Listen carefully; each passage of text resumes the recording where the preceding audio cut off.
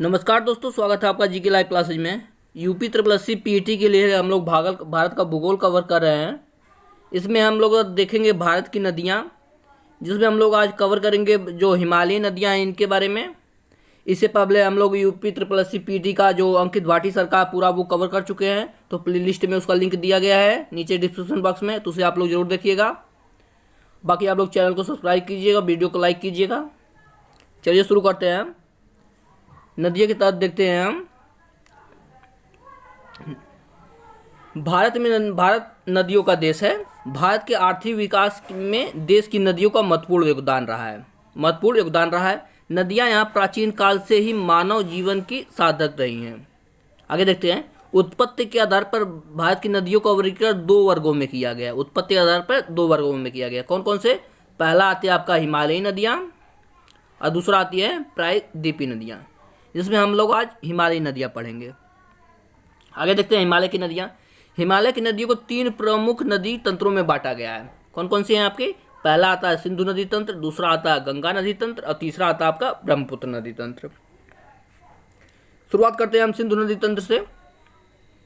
देखते हैं सिंधु नदी तंत्र को।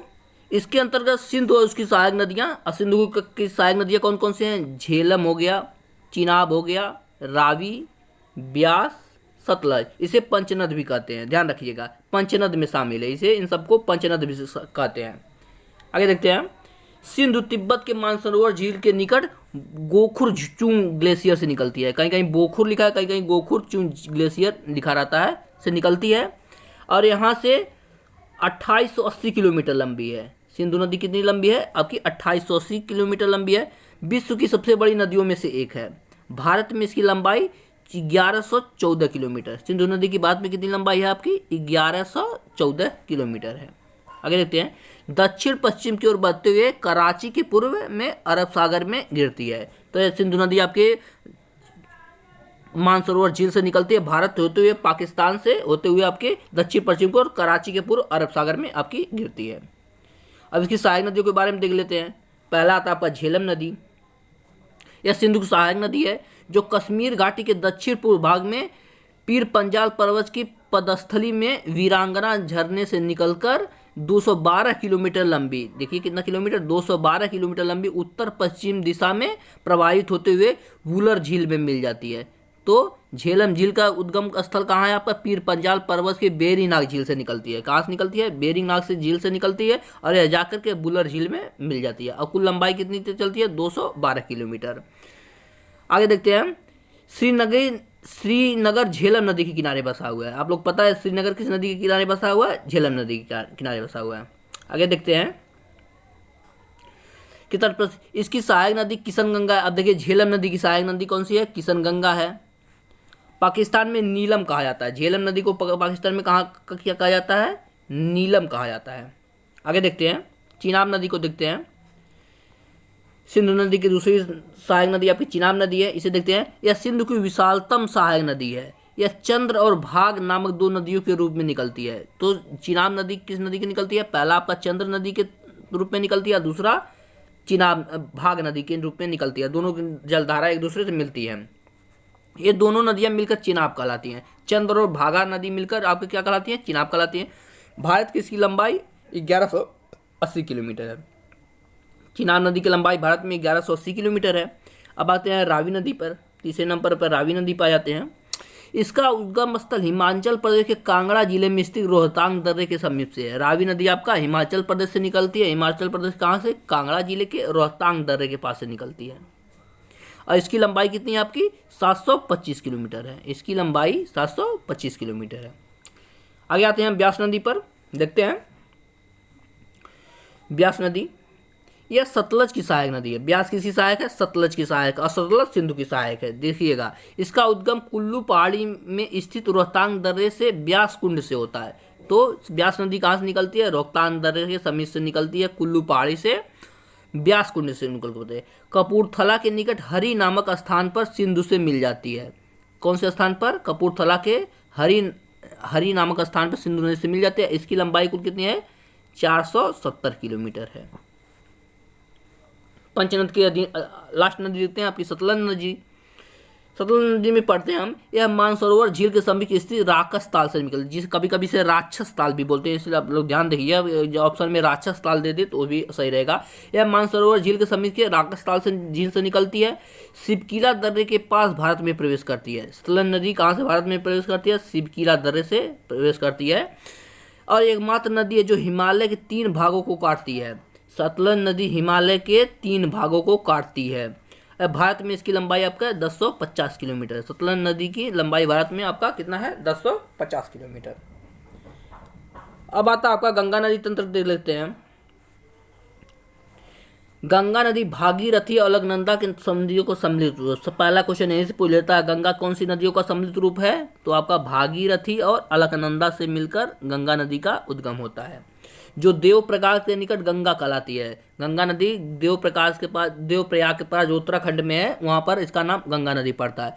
गंगा नदी का मुख्य स्रोत उत्तराखंड में स्थित गंगोत्री हिमनद से है। गंगा नदी का उद्गम कहाँ से है? गंगोत्री हिमनद से है, जो कि उत्तराखंड में है। गंगा नदी की सबसे अधिक लंबाई उत्तर प्रदेश में है, ध्यान रखिएगा ये पॉइंट। आगे देखते हैं, बांग्लादेश में इसे पद्मा कहा जाता है। गंगा नदी को बांग्लादेश में कौन से नाम से जाना जाता है? पद्मा नाम से जाना जाता है। और गंगा नदी की भारत में कुल लंबाई कितनी है आपकी? 2525 किलोमीटर है। ये बात भी आप लोग ध्यान रखिएगा। अब देखते हैं आगे गंगा की कौन कौन सी सहायक नदियाँ हैं। पहला जाता है रामगंगा नदी। यह नदी गैरसेड के निकट कुमाऊं हिमालय में स्थित गढ़वाल की पहाड़ी से निकलती है। रामगंगा नदी आपकी गढ़वाल पहाड़ी से निकलती है। इस नदी की लंबाई आपकी 600 किलोमीटर है। रामगंगा की लंबाई 600 किलोमीटर है। खोन इसकी प्रमुख सहायक नदी है। खोन नदी किसकी सहायक नदी है? रामगंगा की सहायक नदी है। आगे देखते हैं, आ जाते हैं हम शारदा नदी पर। रामगंगा के बाद दूसरा गंगा नदी सहायक नदी शारदा नदी। यह नदी नेपाल हिमालय में स्थित मिलाम हिमनद से गोरी गंगा के नाम से निकलती है। शारदा नदी किस नाम से निकलती है आपकी? गोरी गंगा नाम के नाम से निकलती है, जो भारत नेपाल की सीमा पर काली नदी के नाम से जानी जाती है। शारदा नदी भारत और नेपाल की सीमा पर किस नदी के नाम से जानी जाती है? आपकी काली नदी के नाम से जानी जाती है। मुख्य पॉइंट से आप लोग ध्यान रखिएगा। फिर आ जाती है आपकी गंडक नदी। इसके बारे में देखते हैं। यह धौलागिरी व एवरेस्ट पर्वत के बीच नेपाल हिमालय से निकलती है। गंडक नदी आपकी कहाँ से निकलती है? नेपाल हिमालय से। और कौन कौन से बीच? धौलागिरी और एवरेस्ट पर्वत से निकलती है। यह नदी अपने मार्ग में परिवर्तन के लिए प्रसिद्ध है, यानी गंडक नदी सबसे ज़्यादा अपने मार्ग में परिवर्तन करती है। यह नदी अपने मार्ग परिवर्तन के लिए जाती है। यह पटना के निकट सोनपुर में गंगा से मिल जाती है। गंडक नदी गंगा नदी में कहाँ मिलती है? आपके पटना के पास सोनपुर में मिल जाती है। इसकी लंबाई कुल 425 किलोमीटर है। गंडक की नदी की लंबाई 425 किलोमीटर है। आगे देखते हैं कोसी नदी। यह गंगा की सबसे बड़ी सहायक नदियों में से एक है। हालांकि ये गंगा की सबसे बड़ी सहायक नदी आपकी यमुना है, लेकिन कोसी भी बहुत बड़ी सहायक नदी है। यह 7 नदियों से मिलकर बनी है। कोसी नदी आपकी 7 नदियों से मिलकर बनी है। इस नदी की कुल लंबाई कितनी है आपकी? 730 किलोमीटर है। मार्ग बदलने के कारण इसे बिहार का शोक कहा जाता है। बिहार में सबसे ज़्यादा बाढ़ इसी नदी के कारण आता है, तो इसे बिहार का शोक कहा जाता है। आप लोग कमेंट में बताइए बंगाल का शोक किस नदी को कहा जाता है। आगे देखते हैं, महानदी देख लेते हैं। महानदी देखते हैं। यह नदी बंगाल में दार्जिलिंग की पहाड़ियों से निकलती है। महानदी आपकी दार्जिलिंग की पहाड़ियों से निकलती है तथा सिलीगुड़ी के समीप गंगा में मिल जाती है। कहाँ गंगा में मिलती है? सिलीगुड़ी के समीप गंगा में मिल जाती है। फिर देखते हैं केन नदी। केन यह मध्य प्रदेश में सतना जिले से स्थित कैमूर की पहाड़ियों से निकलती है। केन नदी आपकी मध्य प्रदेश के सतना जिले से निकलती है।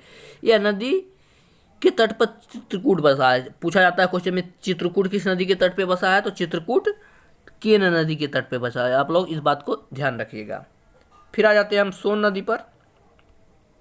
सोन नदी देखते हैं, 7वां पॉइंट है। यह नदी मध्य प्रदेश में स्थित अमरकंटक के पठार से निकलती है। सोन नदी आपकी अमरकंटक के पठार से निकलती है।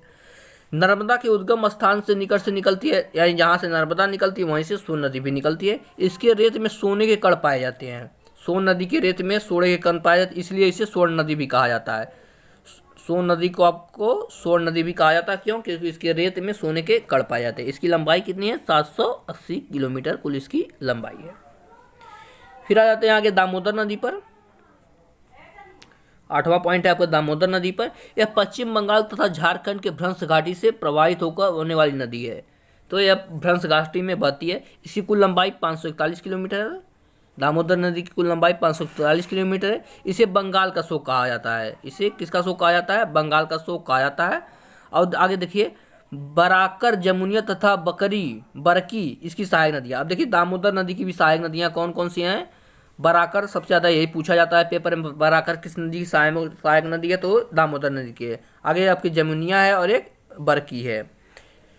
फिर देखते हैं यमुना, जो कि गंगा की सबसे बड़ी सहायक नदी है। आगे देखते हैं यमुना नदी। यह गंगा की सबसे लंबी और सबसे पश्चिमी सहायक नदी है, जो बंदरपुर से निकलती है। बंदरपुर की पश्चिमी ढाल पर यमुनोत्री यमुना से निकलती है। ठीक है ना, यमुनोत्री यमुना से यमुना नदी निकलती है। यह गंगा के समानांतर प्रवाहित होती है प्रयागराज, यानी जो कि अब प्रयागराज गंगा से मिल जाती है। हालांकि प्रयाग अब है, पहले इलाहाबाद था। यमुना की लंबाई आपकी 1370 किलोमीटर है। यमुना की लंबाई कितनी है आपकी? 1370 किलोमीटर है। और ये इलाहाबाद में आकर, यानी प्रयागराज में आकर यमुना में, गंगा नदी में मिल जाती है। फिर आता है आपका चंबल नदी। गंगा की लास्ट सहायक नदी देखते हैं चंबल नदी। हालांकि और भी छोटी छोटी नदियाँ, लेकिन हम इसमें जो मुख्य नदियाँ वही दिख रहे हैं। चंबल नदी आपके मध्य प्रदेश के महू के समीप स्थित मालवा के पठार से निकलती है। चंबल नदी कहाँ से निकलती है? मालवा के पठार से निकलती है। अंत में इटावा के समीप यमुना में मिल जाती है। यानी चंबल नदी यमुना की सहायक नदी है और यमुना आपकी गंगा की सहायक नदी है। तो इटावा के समीप यह यमुना से मिल जाती है और अपनी उत्खात भूमि के लिए प्रसिद्ध है। यानी चंबल नदी अपनी उत्खात भूमि के लिए प्रसिद्ध है। उत्खात भूमि को बीहड़ कहा जाता है। यानी चंबल नदी जहाँ से अक्सर यह बीहड़ों से होकर गुजरती है। इसकी लंबाई आपकी 965 किलोमीटर है। और इसकी सहायक नदियाँ देख लेते हैं। बनास है, मेज है, पार्वती है। पार्वती अक्सर पेपर में पूछा जाता है और क्षिप्रा भी अक्सर पेपर में पूछा जाता है। पार्वती और क्षिप्रा मोस्ट इंपॉर्टेंट है, इसे आप लोग ध्यान रखिएगा। पार्वती और क्षिप्रा इसकी सहायक नदियाँ हैं। अब देख लेते हैं ब्रह्मपुत्र नदी तंत्र को पूरा कवर कर लेते हैं। इसमें देखते हैं हम लोग, ब्रह्मपुत्र नदी 1900 किलोमीटर लंबी है। विश्व की सबसे लंबी नदियों में से एक है। ब्रह्मपुत्र नदी की लंबाई कितना है आपका? 1990 किलोमीटर, 1900 किलोमीटर, 9900 किलोमीटर मतलब। इसका अपवाह तंत्र 3 नदियों में वह है आपका, तिब्बत हो गया, भारत हो गया और बांग्लादेश हो गया। भारत में 1346 किलोमीटर लंबाई में प्रवाहित होती है। भारत में तिब्बत नदी कितनी बहती है आपकी? 1346 किलोमीटर। आगे देखते हैं, यह कैलाश पर्वत श्रेणी के दक्षिण में मानसरोवर झील के निकट से कहाँ से बहती है? चेयांगुंग ग्लेशियर से। देखिए उच्चारण सही से नहीं हो पा रहा है, आप लोग देख लीजिएगा। चेयांगुंग ग्लेशियर से निकलती है। ब्रह्मपुत्र का ज़्यादा हिस्सा तिब्बत में है आपका। ब्रह्मपुत्र नदी का ज़्यादातर हिस्सा आपका तिब्बत में। यहाँ से सांगपो, तिब्बत में ब्रह्मपुत्र नदी को किस नाम से जाना जाता है? सांगपो नदी नाम से जाना जाता है। आगे देखते हैं, इसकी 2 सहायक नदियां आपके दिबांग और लोहित। मुख्य रूप से ये पूछा जाता है पेपर में, आप लोग इसे मोस्ट इंपॉर्टेंट में रखिएगा। आपकी इसकी 2 सहायक नदियां कौन सी? एक दिबांग हो गया, एक लोहित हो गया, जिसके मिलने से इसका नाम ब्रह्मपुत्र पड़ता है।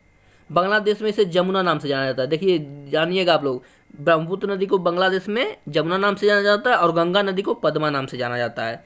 ब्रह्मपुत्र में तीस्ता आदि नदियाँ मिलकर अंत में पद्मा गंगा से मिल जाती है। तो ये थी आपकी प्रायद्वीपीय नदी, हिमालयी नदियाँ। इसके बाद हम अगले लेक्चर में हम प्रायद्वीपीय नदियाँ कवर करेंगे। तो एक बार प्लीज़ वीडियो को लाइक कीजिएगा, चैनल को सब्सक्राइब कीजिएगा और शेयर करते रहिए। और जो भी आपका फीडबैक हो हमें ज़रूर बताइएगा।